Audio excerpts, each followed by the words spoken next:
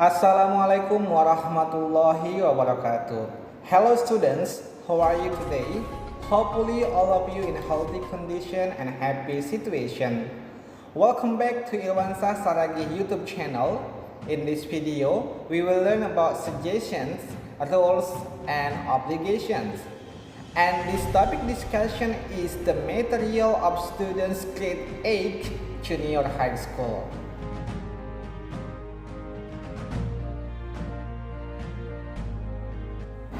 Jadi untuk kalian siswa kelas 8, silahkan menyimak video ini. Selamat menonton dan selamat belajar. Baik, sebelum kita mulai, alangkah baiknya kita berdoa terlebih dahulu. Doa selesai. Baik, langsung saja kita ke materi diskusi. Dan seperti yang sudah Mr. Irwan sampaikan di awalan tadi, bahwa materi hari ini merupakan materi bahasa Inggris siswa kelas 8. Dan buat kalian yang memiliki buku bahasa Inggris kurikulum 2013 yang edisi revisi tahun 2017, kalian dapat melihat materinya di halaman 33. Well, here is our topic discussion in chapter 3. The title is We Know What to Do. Baik, ini dia topik diskusi kita di bab 3 dan judulnya adalah kita mengetahui apa yang kita lakukan. Dan di bab 3 ini kita akan belajar yang pertama, how to give suggestions, bagaimana memberikan saran atau masukan. Yang kedua, how to state rules, bagaimana menyatakan peraturan-peraturan. Dan yang ketiga, how to state obligations, bagaimana menyatakan keharusan atau kewajiban. Oke, langsung saja kita bahas ke topik yang pertama, yaitu how to give suggestions, atau dalam bahasa Indonesia artinya bagaimana cara memberikan saran atau masukan. Jadi teman-teman, di dalam bahasa Inggris, jika kita mau memberikan saran atau masukan kepada orang lain, umumnya kita menggunakan modal should atau should not, kalau disingkat shouldn't.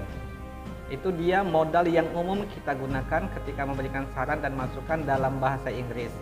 Kita lihat contoh kalimatnya ya. Yang pertama, you should come to her house, kamu seharusnya datang ke rumahnya. Kalau kita pakai shouldn't, kalimatnya menjadi you shouldn't come to her house, kamu seharusnya tidak datang ke rumahnya.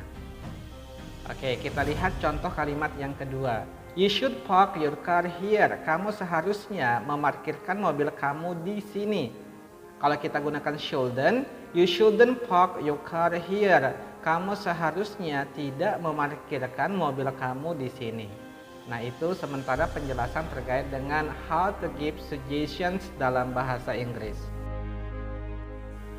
Selanjutnya, agar lebih paham, mari kita buka buku bahasa Inggris kita halaman 34 dan 35 seperti gambar yang terlihat di video ini. Kalian perhatikan kata yang ditebalkan, yaitu kata should. Itu semua merupakan kalimat suggestions yang diberikan seorang guru kepada murid-muridnya agar mereka lebih percaya diri lagi dalam berbahasa Inggris. Oke, kita baca yang nomor 1. You should greet me and your friends in English. Kamu seharusnya menyapa saya dan teman kamu dalam bahasa Inggris. Yang kedua, you should ask questions in English. Kamu seharusnya menanyakan pertanyaan dalam bahasa Inggris. Yang ketiga, you should answer questions in English. Kamu seharusnya menjawab pertanyaan dalam bahasa Inggris. Yang keempat, you should take leave in English too. Kamu seharusnya berpamitan menggunakan bahasa Inggris juga. Oke, selanjutnya yang kelima, you should not be ashamed to use English with me. Kamu seharusnya tidak malu lagi menggunakan bahasa Inggris dengan saya. Yang keenam, you should not be ashamed to speak and write to each other in English. Kamu seharusnya tidak malu berbicara dan menulis dengan orang lain menggunakan bahasa Inggris. Yang ketujuh, you should be sure that you can do it because I will always help you. Kamu seharusnya yakin bahwa kamu dapat melakukannya karena saya akan selalu membantu kamu. Yang kedelapan, You should listen to more English songs. Kamu seharusnya lebih banyak lagi mendengarkan lagu bahasa Inggris. Yang kesembilan, you should sing more English songs. Kamu seharusnya lebih banyak lagi menyanyikan lagu bahasa Inggris. Yang ke-10, more importantly, you should understand the lyrics. Yang lebih penting katanya, kamu seharusnya memahami liriknya.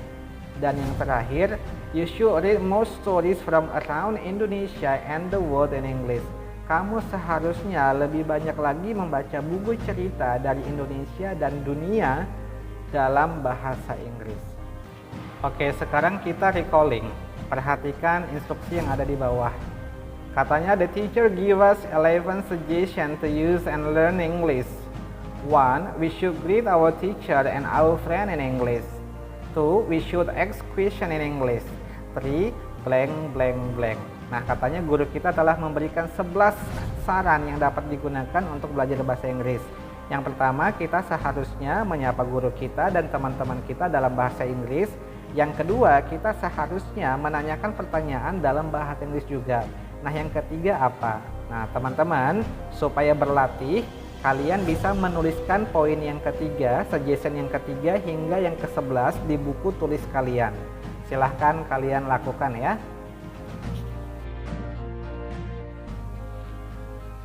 Baik, selanjutnya kita masuk ke poin yang kedua, yaitu how to state rules. Artinya, bagaimana menyatakan peraturan. Nah, rules itu dalam bahasa Inggris means something we need to follow. Atau peraturan artinya adalah sesuatu yang harus kita patuhi. Dan biasanya untuk menunjukkan aturan kita dapat menggunakan modal must dan juga mustn't.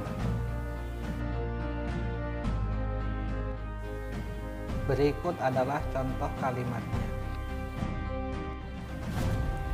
We must speak English every Wednesday because it is English Day. Artinya, kita harus berbicara dalam bahasa Inggris setiap hari Rabu karena pada hari Rabu itu adalah program English Day. Contoh yang kedua, we mustn't bring food and drink in the library. Artinya, kita dilarang membawa makanan dan minuman ke dalam perpustakaan. Oke, itu dia dua contoh kalimat yang menyatakan peraturan, di mana peraturan ini biasanya disampaikan secara formal dan ada aturan tertulisnya.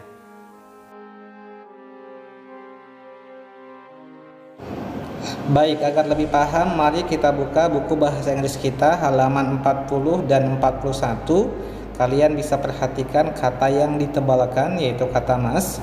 Itu merupakan contoh peraturan, dan ini merupakan peraturan yang diterapkan di sekolah. Yang pertama, we must wear a uniform every day. Kita harus mengenakan seragam setiap hari. From Monday to Thursday, we must wear the batik shirt. Dari hari Senin hingga Kamis, kita harus mengenakan kemeja batik. The girls must wear a black skirt and the boys must wear a pair of black pants. Anak perempuan katanya harus mengenakan rok hitam dan anak laki-laki mengenakan celana hitam. On Friday, we must wear the school uniform. Setiap Jumat, kita mengenakan seragam pramuka. We must wear proper shoes. Kita harus mengenakan sepatu yang benar. We must not wear sandals, a t-shirt, or a casual wear at any place and at any time during the school hours. Kita dilarang mengenakan sandal, kaos, dan pakaian kasual lainnya dimanapun dan kapanpun selama jam sekolah. Baik, sekarang kita coba recalling kembali apa yang telah disampaikan oleh teman kita pada gambar ini. Di sini terlihat dia memakai jilbab warna biru dan namanya adalah Siti. We know from Siti the following rules in her school. 1. The students must wear a uniform every day. 2. From Monday to Thursday they must wear the batik shirts. 3. Blank blank blank blank blank blank. Jadi kita mengetahui dari Siti bahwa peraturan-peraturan di sekolahnya adalah sebagai berikut. Yang pertama, siswa-siswa harus mengenakan seragam setiap hari. Yang kedua, setiap hari Senin hingga hari Kamis mereka harus mengenakan kemeja batik. Yang ketiga, blank blank blank. Nah, itu masih kosong. Silahkan kalian lanjutkan apa peraturan di sekolah Siti yang ketiga, keempat, dan seterusnya. Nanti kalian bisa cocokkan apakah sama dengan peraturan di sekolah kalian juga. Silahkan kalian tulis ya. Baik, poin terakhir yang akan kita bahas adalah how to state obligations. Artinya dalam bahasa Indonesia, bagaimana menyatakan kewajiban. Obligation means something we need to do, atau kewajiban berarti sesuatu yang harus kita lakukan. Sama dengan how to state rules, di how to state obligations, modal yang kita gunakan juga must atau must not atau mustn't. Bedanya terdapat pada fungsinya. Kalau how to state obligation, fungsinya menyatakan sesuatu yang harus kita lakukan, sementara kalau di how to state rules, fungsinya menyatakan sesuatu yang harus kita patuhi. Contoh kalimatnya adalah yang pertama, you must study to get good scores. Kamu harus belajar untuk mendapatkan nilai yang baik. Contoh kalimat yang menggunakan mustn't, you mustn't play outside when raining. Kamu seharusnya tidak bermain ketika hujan. Oke, itu dia dua contoh kalimat yang kita gunakan untuk menyatakan kewajiban.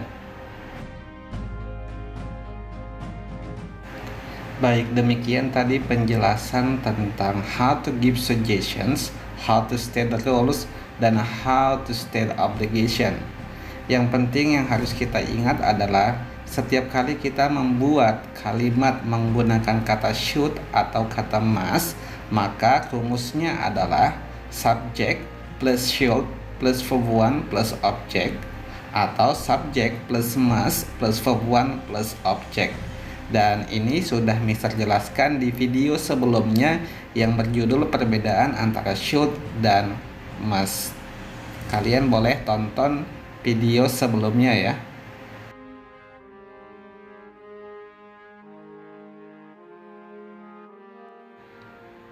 Baik, terakhir saatnya kita latihan. Tapi sebelum kita latihan, sebelum Mister Irwan berikan pertanyaan, silahkan kalian like, subscribe, dan aktifkan tanda lonceng jika kalian anggap video ini bermanfaat.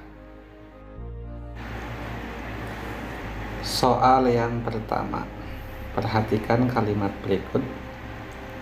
He blank blank blank study more. Pilihannya apakah A. should, B. shouldn't. Soal yang kedua, we must blank blank blank to school on time every day. Pilihannya A. comes, B. come, C. came, dan D. coming.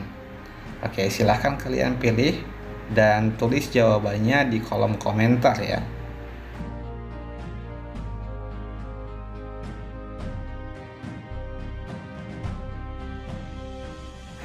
Baik, demikianlah akhir dari pembelajaran kita di video kali ini. Sampai jumpa di video pembelajaran berikutnya. Thank you for watching. See you next time. Assalamualaikum warahmatullahi wabarakatuh.